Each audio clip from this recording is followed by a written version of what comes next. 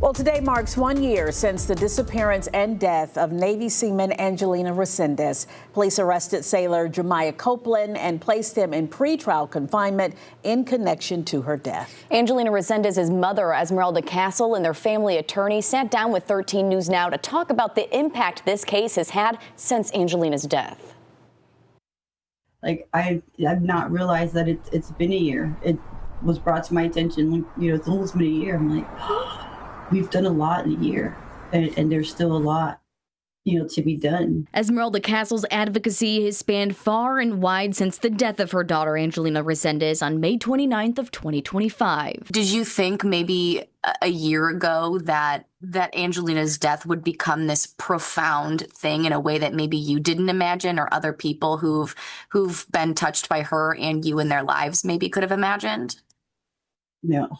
Castle is working with congressmen, state senators, and national organizations to shed light on instances of abuse and sexual assault in the military, writing letters to demand an investigation into the Navy's handling of her daughter's death. And now, in 2026, nearly 2 weeks before Jemiah Copeland was set to stand trial for the death of Angelina and the assault of other women, the Navy has told Castle and the family attorney, Marshall Griffin, Copeland is expected to take a plea deal. These are very tentative and somewhat fragile situations, and the timing right now is a little fragile because nothing is final until the accused formally enters a plea and then it's accepted by a military judge. Griffin, typically a defense attorney, took this case pro bono and for the last year has served as a bridge between Castle and the Navy.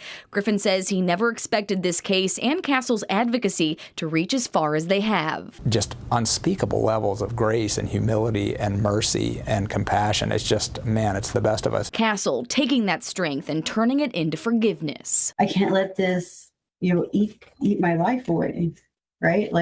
To hold that, I was, you're angry. It hurts.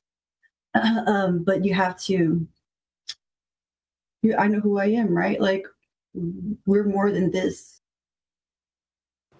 As of May 13th, Texas Representative Vicente Gonzalez has written a new letter to Congress asking for a continued investigation into Resendiz's death and a review into the breakdown of her chain of command in the days following her death.